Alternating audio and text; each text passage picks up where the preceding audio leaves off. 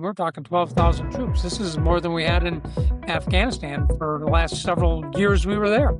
That's retired four-star General Joseph Votel, who was the commander of the United States Central Command from 2016 to 2019. Today on Eye for Iran, we'll connect the growing tensions between Venezuela and the United States to Iran. Washington has entered a new and far more aggressive phase of pressure against Venezuela. The U.S. has designated a cartel allegedly linked to Nicolas Maduro as a foreign terrorist organization, and it has deployed one of the largest U.S. military buildups in the Caribbean since the Cuban Missile Crisis. We're talking bombers, warships, drones, and special operations forces, all positioned now just off the coast of Venezuela, which is raising real questions about whether kinetic action is coming next. Now, experts say Iran has quietly expanded its footprint in Latin America, and Venezuela, no doubt, has been one of its most important partners. Tehran has used the Maduro government to evade sanctions, move oil, deepen military ties with Russia, and challenge the United States close to home. If the U.S. is suddenly willing to use hard power in its own hemisphere, what message does that send to Tehran, especially after the recent U.S. and Israeli strikes on Iranian nuclear sites? Later, we turn to an Iran international investigation, uncovering leaked documents revealing the inner workings of Department 40, an IRGC cyber unit known as Charming Kitten. The network is accused of tracking dissidents, journalists, foreign diplomats, and helping support operations abroad. Cybersecurity expert Amin Sabeti joins us. We knew that they were under control of the IRGC. And finally, we examine a new investigation into an Iranian matchmaking platform that allows parents to register children as young as 13 for marriage. Child rights advocate Nazanin will be joining us. The state approves this and continues to normalize child marriage. I'm Negar Moshahedi, and this is Eye for Iran.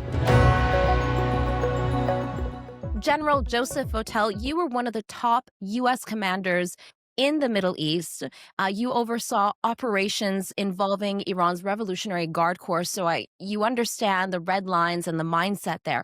I wanted to talk to you about Iran and Venezuela and what we're seeing in terms of U.S. posturing right now towards Venezuela and the impact that would have on Iran. When you look at this as a former CENTCOM commander, what does this level of force deployment actually tell you about where Washington is in its planning? Yeah, thank you. First of all, it's good to be with you. I mean, I think what we see here is a very overt and direct deployment of military capabilities. It does not appear that the U.S. government is trying to hide anything. They're talking about this a lot in the media, and of course, we're seeing a lot of pictures of the strikes we're doing. So I think what the United States government is attempting to do here is really trying to influence and put pressure on the government of Venezuela, and more broadly on other states in the region that may be supporting narco-terrorists, or from whose territory narco-terrorists may be operating and potentially bringing drugs to the United States. Some insider knowledge in terms of how does the decision making go here in terms of decisions like this? Is this, in consultation with CENTCOM? Is it influence of lobby groups? Is it solely the president?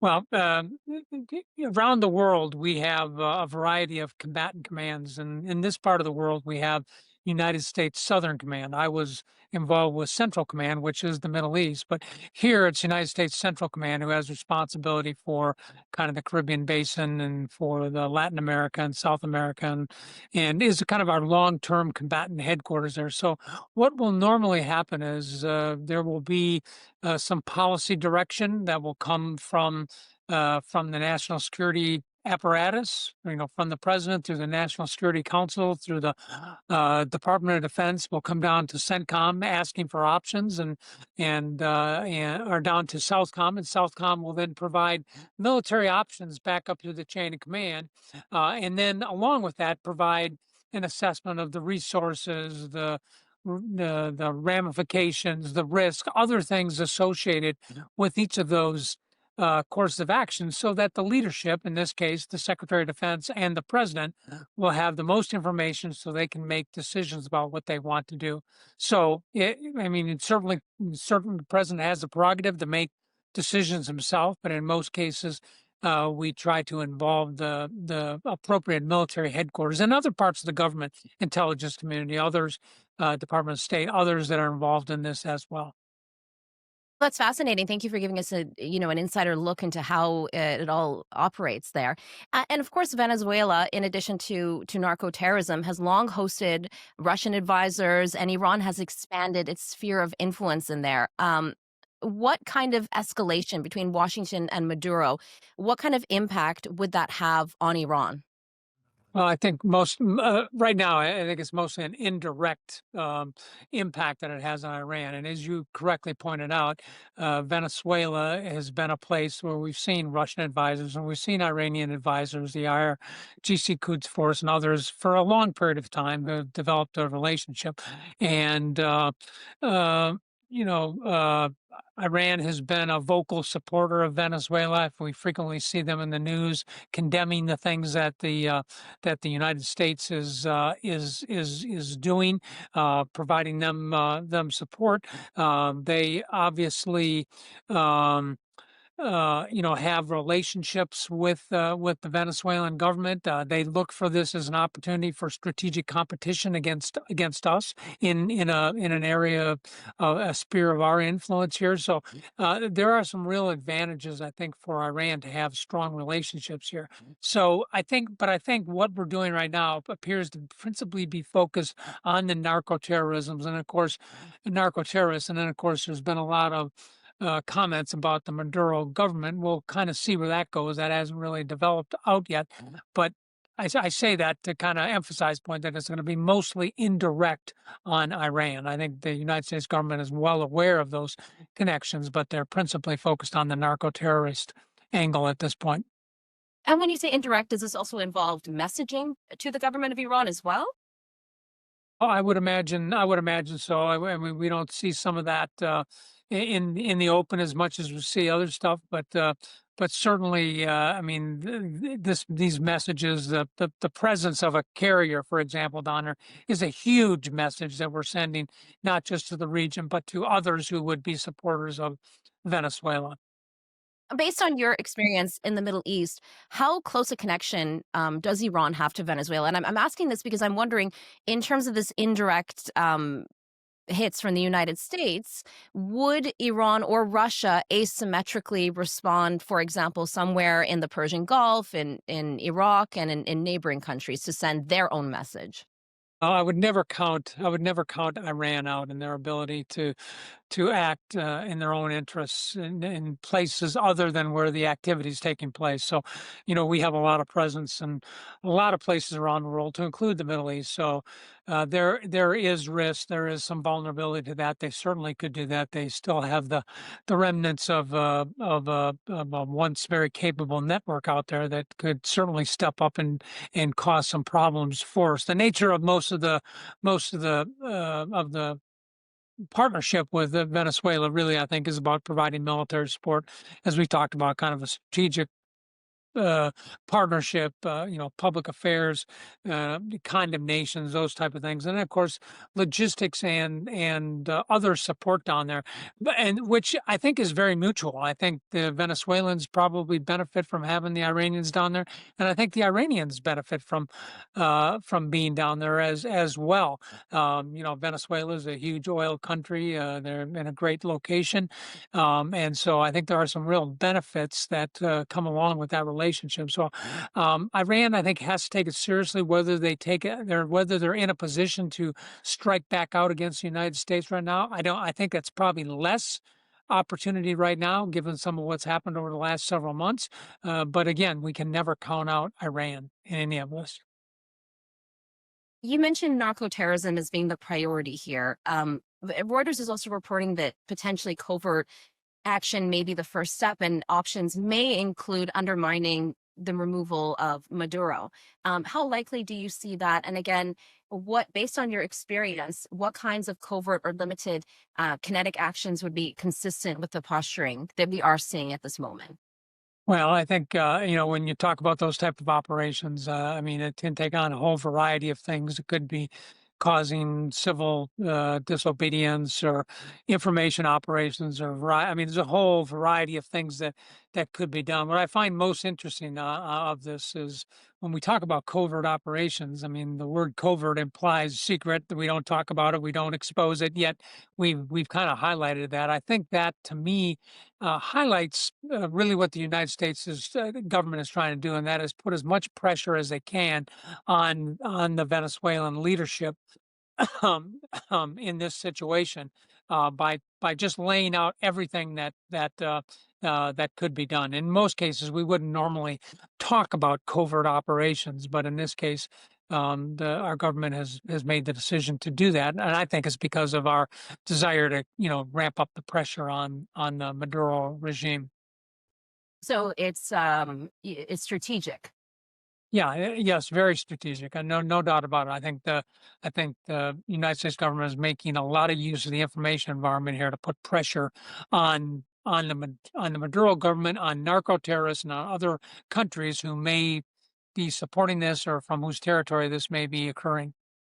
But one of the problems with that potentially could be if the pressure doesn't work, would they have to take that action then to say that what they're saying, has meaning? Oh, that's right. I mean, a week or so ago, when the Secretary of Defense announced Operation Southern Spear, a named operation that really, the mission of which was really, I think, to, kind of remove narco terrorists from our hemisphere. That's a pretty big mission, and we certainly seen some of the ways that we're doing that with these strikes on these boats that apparently moving product. I don't see all the intelligence on it, so I don't know exactly what's involved with that. But clearly, that's a part of it. But I think when you think about these narco terrorists, we have to think about them like we think about terrorist networks. So there are different parts of it. There is the production part of it, where these things are made. Effectively address this, we have to do something against those production sites.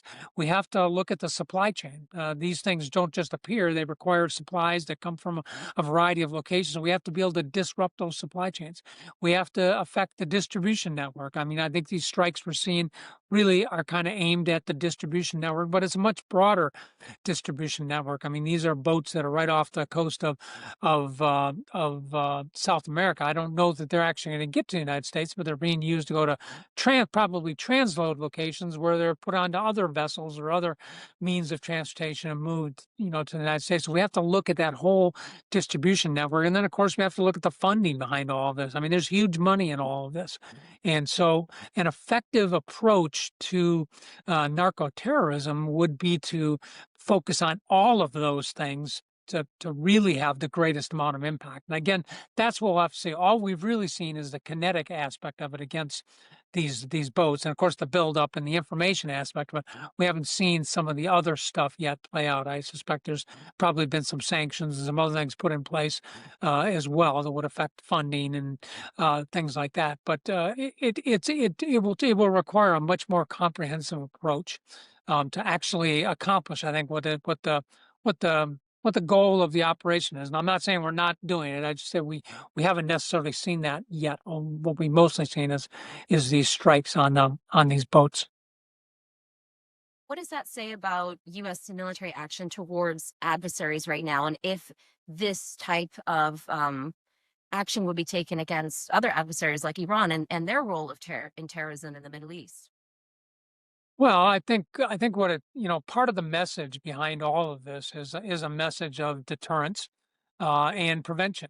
And and so while it appears the object of our ire is the government of Venezuela and these narco terrorist organizations that are moving out of there, then that's clearly what we're focused on. But the message is much broader, and I think what it indicates to other states that may be supporting this, or may be supporting groups that might be supporting this, or are unwittingly supporting this, that the United States is serious about this. We moved a lot of resources down there. This is an extraordinary naval deployment that's taken place. The presence of the USS Ford, our most modern carrier, I think speaks a lot. I mean, and with that comes 70 to 80 aircraft, and all combined with other air forces and maritime resources. We're talking 12,000 troops. This is more than we had in Afghanistan for the last several years we were there. So this is a significant deployment, and I think the United States government is demonstrating the seriousness with which it is addressing this concern about the movement of illegal narcotics into our country. Wow. And based on your knowledge of the Islamic Republic of Iran and sort of their red lines, what types of lessons, if at all, do you think that they're drawing from this? The Iranians, well, I think the Iranians, where the Iranians are today is in a different place than where they were a year ago. Largely, their networks that they've relied on have largely been, torn apart. Their ability to even protect themselves has largely been decimated. The crown jewel of their security apparatus, the nuclear weapons program, for certain has been set back, and maybe even more to that. And they've really invoked the ire of the broader Western world here. So they're not in a great position to do this. But I think the important thing about Iran is that Iran is patient, and they will take their time, and they will look for opportunities to do this. So I'm sure Iran is doing what they can do. I think we've seen some of their government ministers come out and condemn these actions, and speak words of support for Venezuela in terms of this. So they're doing things like that. I don't know that we'll necessarily see them trip over to the next things that are more aggressive. They're not really in the best position to do that right now. They may be down the line, and there may be other things that they are considering. But again, we should never count Iran out in this. They have proven themselves to be capable for some time now. And I'm curious to know a little bit more about your role as CENTCOM commander in the Middle East. Yeah. So as the United States Central Command commander, my responsibility was for the conduct of all of our military operations across the Levant, the Central and South Asia, and what we normally think of as the Gulf region, the traditional Middle East there, an area that excuse me, it basically went from Lebanon to Pakistan, and from Kazakhstan down to Yemen. And it was my responsibility to integrate the military element of power along with the diplomatic element of power, our economic element of power, our informational element of power here, to kind of help support U.S. interests and U.S. objectives and goals in the region.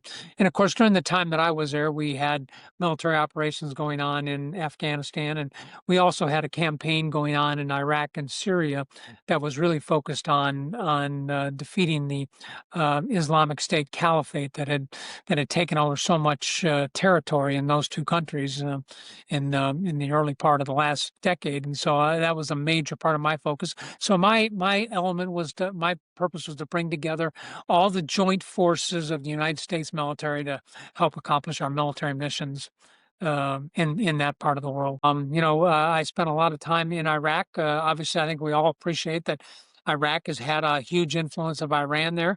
Our campaign against ISIS was done with U.S. forces supporting Iraqi forces alongside militia groups from the Sunni side and from the Shia side, some of which were backed by Iran.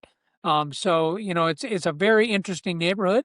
We weren't collaborating or synchronizing with them. We, in some cases, deconflicted a little bit. We had a common enemy in ISIS between us there, so that helped kind of keep things in the straight and narrow. But unfortunately, no interaction with Iran during my time in command.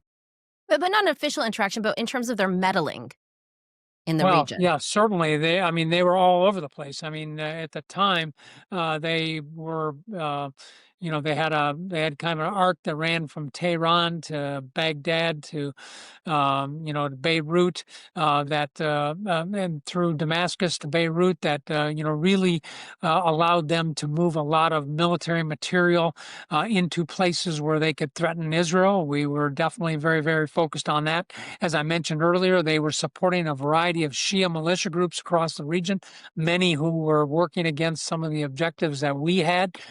They were supporting the Houthis down in Yemen.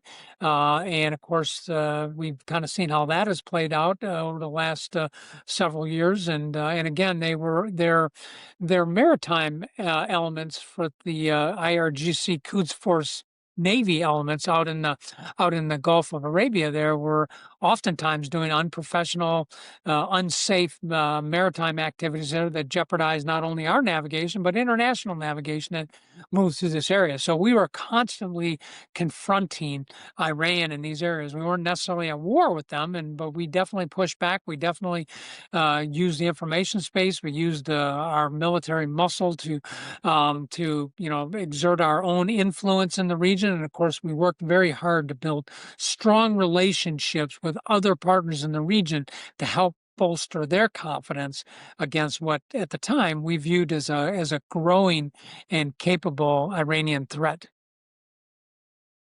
Thoughts in terms of your message or your warning about the Islamic Republic of Iran and how to approach it for the current government based on your experience of confronting Iran in the Middle East? Well, yeah, I mean, I think we've seen an evolution over the last 7 or 8 months here that culminated in us, along with the Israelis striking the nuclear weapons program, and I think that's a significant step forward. And I think we've seen some. I think we have seen some outreach from our government towards the Iranians, and in some cases, some reciprocal words back to this. I think what I would like to see is for the United States and Iran to get into a dialogue that would allow us to begin to address some of these issues. These are not problems that are going to be solved overnight or even in a few weeks or a couple months. These are long underlying tensions that have coursed across the region for a long time. But we've got to migrate beyond kind of this military confrontation. We got to stay strong militarily there. I want to encourage that. But I also think we have to look for opportunities to engage Iran and determine how we can begin to bring them back into the fold. I mean, there's a big difference between, as you know, between the Iranian regime and between the Iranian people. The Iranian people are very good. Everything I've learned about them, we were long allies for a long period of time with them, and we have some relationships, and we have lots of Iranian Americans in our own country here. So, I mean, there are some cultural ties there. I think we have to begin to look at how we create some dialogue that begins to get after these long-term issues and lessens the opportunity for military conflict and creates more opportunities and more platforms for beginning to move the relationship in a more productive way for not only the Iranians but for our country as well. And do you think we're headed in that direction? I think it's difficult. I think it's difficult for a variety of reasons. I think the Iranian regime has obviously been hurt here over the last several months by the operations that have taken place, and so they're not overly anxious to do that. Although they may not have many options here. I think the United States. I mean, we have other interests that we're concerned about as well that are drawing our attention. We've just spent a lot of time talking about one of them down in the Caribbean, but of course out in the Indo-Pacific, and we're dealing with things in Europe as well. So, we've got a lot of things going on here that may be working a little bit against kind of moving more rapidly towards some kind of dialogue with the Iranians. But I do hope in the long run we can begin to move this into something that is more sustainable and that I think contributes more to the stability of the region. I think without a doubt, the Middle East is having a stable Middle East is definitely in the vital interests of the United States and the world. And so I think we have to look for opportunities to move in that direction.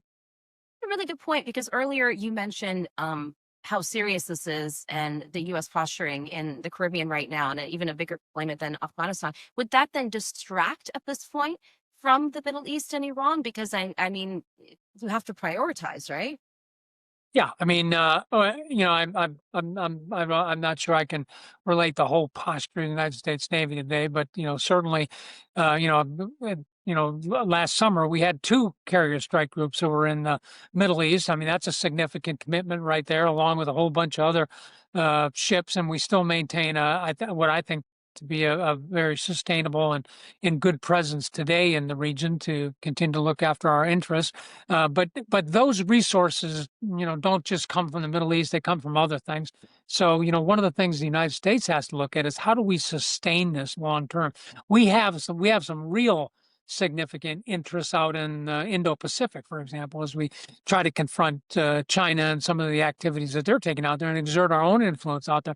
So when you move a carrier into a place like the Caribbean or someplace else, and that's kind of an unscheduled deployment, we have to appreciate that that's going to, somewhere down the line, that's going to have an impact. That vessel is going to be deployed there. They're going to do their mission. Those sailors are going to do fantastic.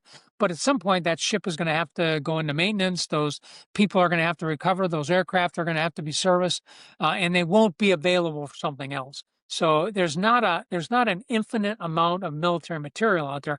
Every decision requires a risk assessment and an appreciation for the ramifications of these decisions we're making. And I'm sure people in the department have thought through this, the ramifications of moving a carrier into the Caribbean and keeping it there for long term.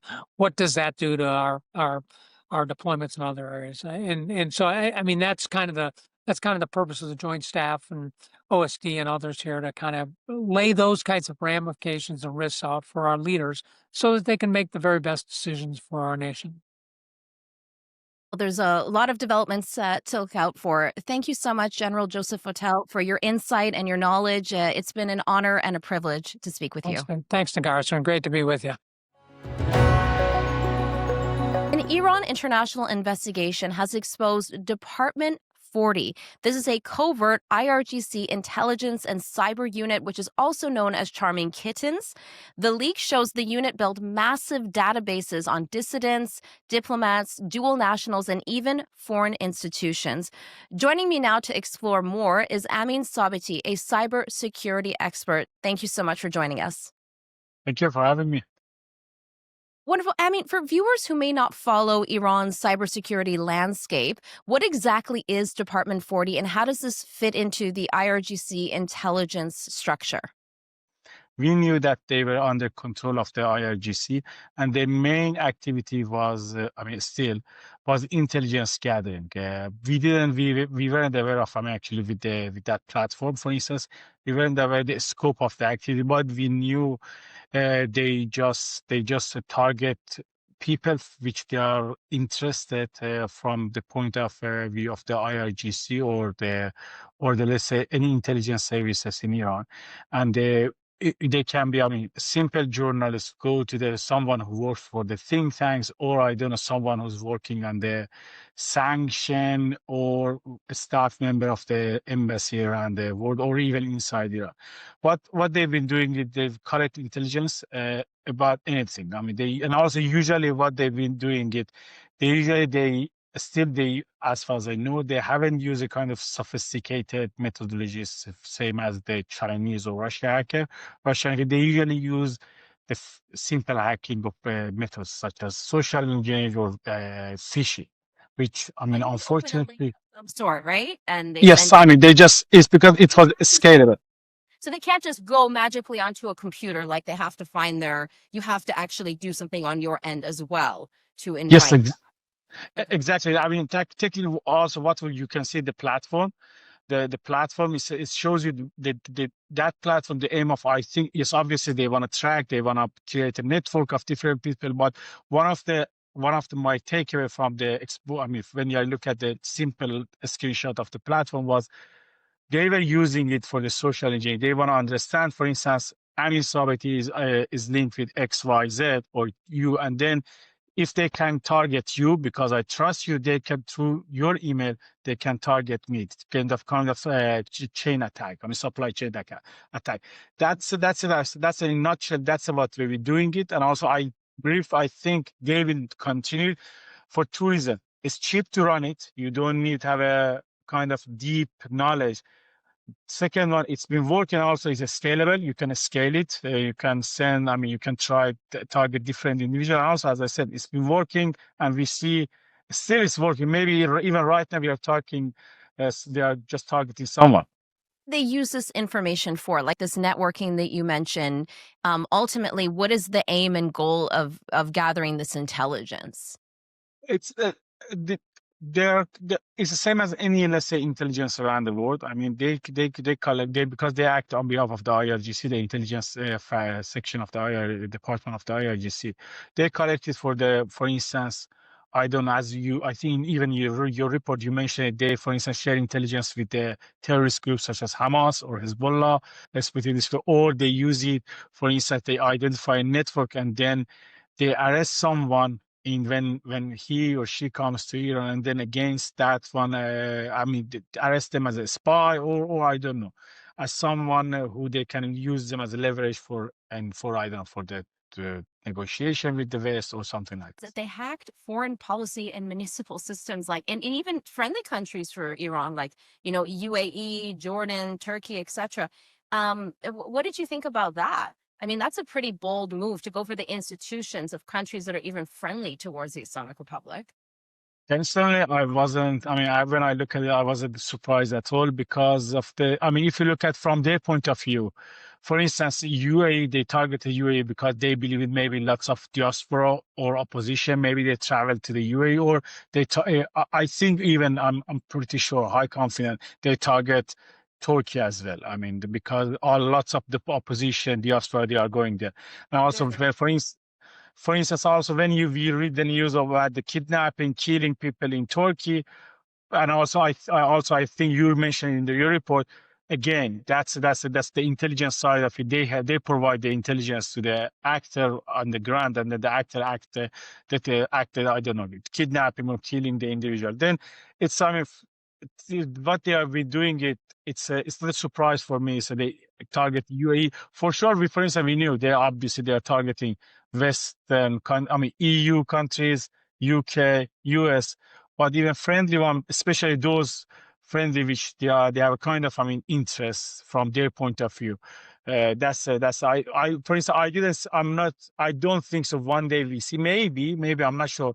Maybe one day we see, for instance, they just target Mongolia, but I don't think so. That's a good one. And when they go for foreign institutions, like how high level are these hacks? Because you would think that foreign institutions would have the the training and the knowledge not to fall for some sort of phishing scam. It's based on ours. I mean, a few years ago, we published a report. Which they targeted a series of think tanks based in the U.S. And also, I think it was a NATO allies as well. Which it's the things that they are not going for the high ranking. They start from the bottom and then they escalate the access to the top. For instance, they in one of the example, if I recall it, they impersonate an intern at one of the think tank based in DC, and through that one they escalate their access to get for instance, access to one of the director or one of the high level. That's because what they were doing is they are very good in social engineering. I should say that one. They are very good in social engineering, and through that social engineering, they profile the target. They then, based on that target, they just tailor, customize the attack for that target. If they target someone at I don't know, at a high level think tank, etc., or some sort of foreign institution, those people have their own contacts and their own networks. right? So then what impact would the cyber attacks have then on that individual's network and contacts as well? Does it? Or would they have to then fall again for a scam to be able to access that information? I just want to know how deep this hack goes, this cyber hack. It can be very deep. It depends. To be honest, it depends on at the end of the day, it depends on the individual. For instance, maybe it escalates to the top level. I mean, it's not a good example, but because for instance, the DNC hack happened, or recently, for instance, they tried to during the last election campaign, they hacked, I think, President Trump campaign as well, and they tried to blackmail. I think it depends on the individual, and sometimes they overplay their hand. For instance, they haven't managed to capture lots of information, but they say, yes, we hacked lots of things. I mean, we have that. We've done everything. We have a control. We take control everything.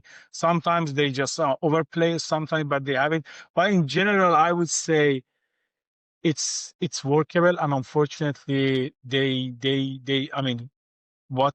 based on also your report, because they start small and now they are a kind of big operation with different cover company.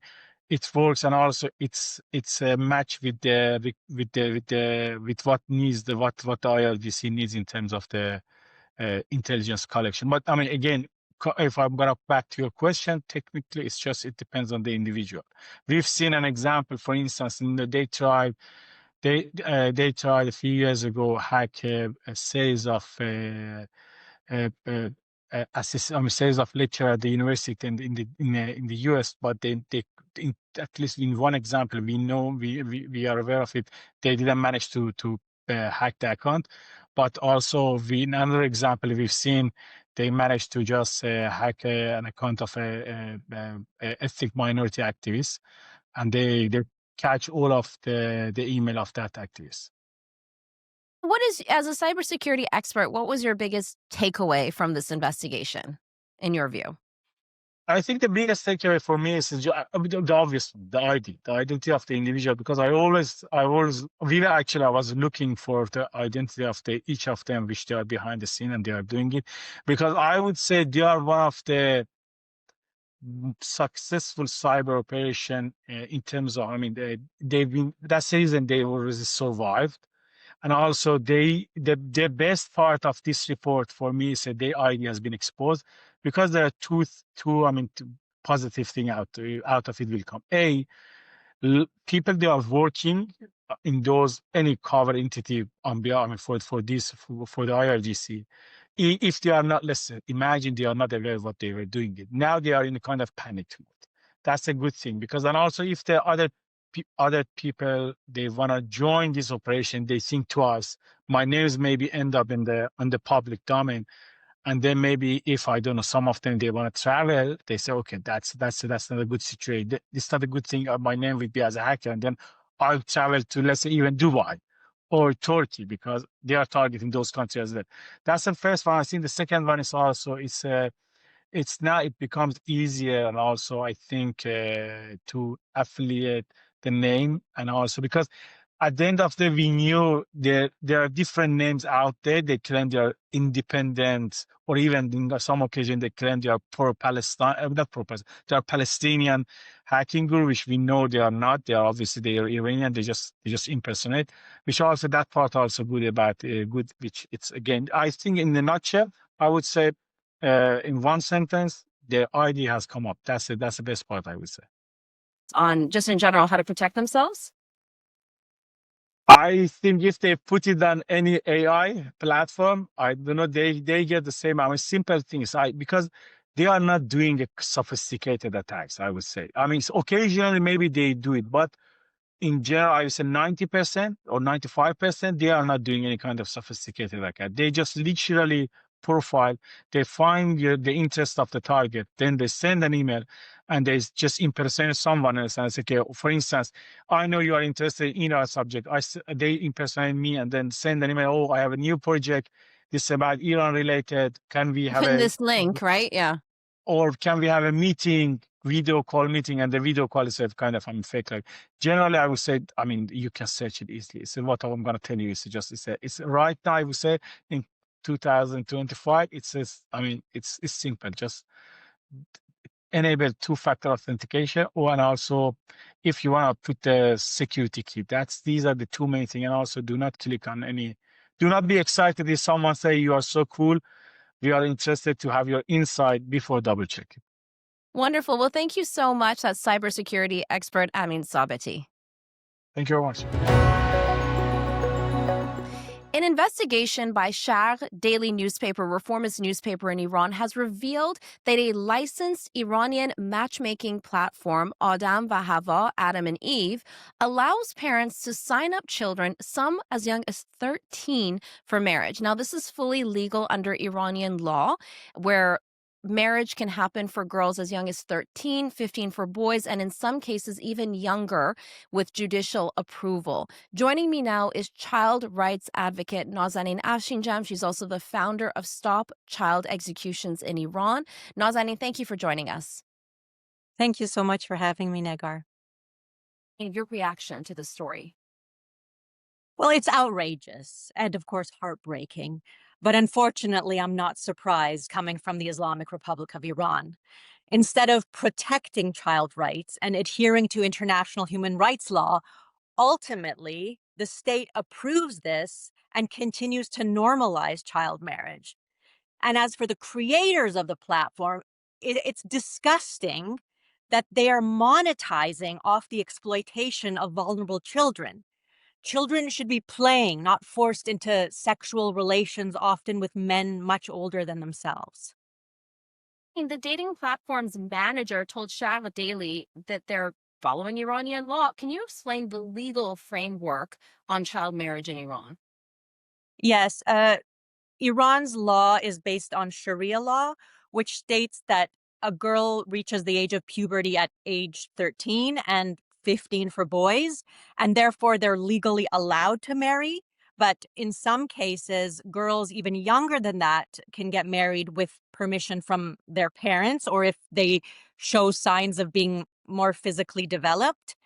However, despite Iran claiming that Sharia law supersedes all other law, Iran is state party to the UN's International Covenant on Civil and Political Rights and the Convention of the Rights of the Child. And so they are in clear violation of international human rights law because the international law states that a girl becomes an adult at the age of 18. That's terrible. And we know this is happening, but putting something like this, child marriage, on a legal platform, essentially like a matchmaking or dating website, what does this do to accelerate this practice? Digitizing child marriage normalizes it and scales it. So a platform like this treats children like commodities and allows easier access, which then creates more demand. So children living in poorer families or those experiencing economic hardship will be more vulnerable. Those children will be much more vulnerable. And given Iran's dire economic situation right now, I expect an increase of child marriages in the next few years, surpassing what currently is at 25,000 child marriage cases every year taking place every year that we know of. That's correct. At that time, child marriages were set at 9 years for girls. And it's with a lot of pressure from the inside of Iran that they were even forced to change it to the age of 13 as it is now. However, as we already mentioned, it could be even less than that with parental approval. So the vast majority of the Iranian population, they reject child marriages and understand that children who marry early face severe risks when it comes to, less education, psychological trauma, economic dependence, and even domestic violence. And in fact, currently, there is a former child bride named Goli Khan. She's currently on death row because she was involved in killing her abusive husband when he was attacking their child. Oh my God, that reminds me of your own advocacy and how you saved the life of somebody with your name, Nazanin. Tell us about that. Yes, her name was Nazanin Fatehi, and back in 2005, she was in a park with her 15-year-old niece when three men attacked them and tried to rape them.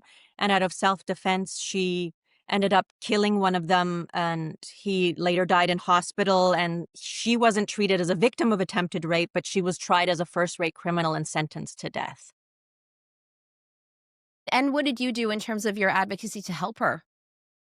There was a huge international campaign to try to save her life, and we started with a petition, met with members of parliament in different countries, in Canada, the European Union, went to the High Commissioner on Human Rights at the UN, uh, obtained lawyers that worked pro bono. There was a swell of activity, and eventually there was so much pressure that the judiciary was forced to give her a stay of execution and ordered a new trial. And in that new trial, she was exonerated of the murder charges if she paid a blood money amount. And with international help, we were able to raise enough to transfer the bail amount that we had collected towards the blood money, and she was released. Now she is free. She has 4 children. And yes, it's always through international pressure. And I'll never forget the huge role that you've had in bringing that and helping saving her life. When we see an injustice taking place, we have to step up. And definitely, it was not a campaign that I did alone. It was through the help of so many people around the world.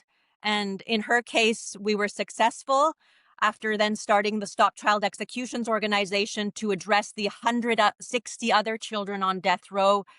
We were not successful in every case, and it was devastating.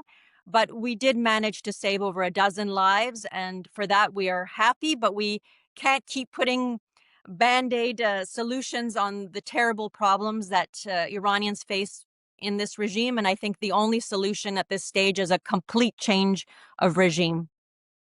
And going back to child marriage, what has you mentioned that most Iranians reject child marriage, culturally speaking, in the society. So who is this impacting exactly, and why? Yeah, the laws lag behind the norms. So the average Iranian, they're more liberal in thought, and it's just the few religious extremists that are in power and their supporters, around maybe 20% of the population, who adhere to these quote unquote religious barbaric practices that make up Sharia law. It's not what the general population want. They want us to adhere to the Universal Declaration of Human Rights and international law, which would mean that a girl at age 18 would be permitted to marry. We don't see it as much in the city centers. I mean, we see it everywhere, but generally it's in more rural areas, those whose economic situation is worse. And I mean, people are selling off their livers. The economic situation is so high, and unfortunately, because the life of a woman is worth half of a man under the law in Iran, and there are some more traditional families that also see their girl children as somewhat of a burden, or not praised as much as their boys, then they're seen again almost as commodities and sold off if the family is in need of economic funds. Is there anything else you'd like to add, Nazanin, on this topic that we haven't touched on? Well, not so much. I think just people need to be aware of what's taking place. And when they see these barbaric practices taking place, they should put pressure on their own governments in the West to put pressure on those inside Iran. Countries like Germany, France, and other European countries still have some economic trade, and there should be some leverage power where they say, if you want to continue with, economic trade relations, then you have to adhere to human rights law, and you have to abide by X, Y, and Z before we continue this relation. There are definitely things we can do to pressure the government from the outside. It's like you said, is key. And it's pretty amazing to see that this investigation came from an Iranian reporter inside Iran and the pressures that they face. And it's amazing that they're able to do incredible and brave work like this as well. Yes, definitely. These journalists are under so much pressure themselves just by speaking about these human rights violations. They're subject to imprisonment, sometimes torture, or worse. So we look up to the journalists that are reporting these cases inside Iran, and we have to continue to support them. And also, I know for the case of the girl that I brought up, Goli Kuhkan, unless her family pays the blood money by December, she could face death. That's awful. One, thank you for the work that you do to raise awareness on this. That's Nazanin Ashinjam joining us today on iFree Iran. You can sign up for our weekly briefing newsletter at iranintl.com/newsletter. We deliver what you need to know with top stories, key analysis, and exclusive reports direct to your inbox. The iFree Iran podcast series is brought to you by Iran International, your go-to destination for expert Iranian news in both Farsi and English. For more, you can head to our dedicated English website, iranintl.com/en.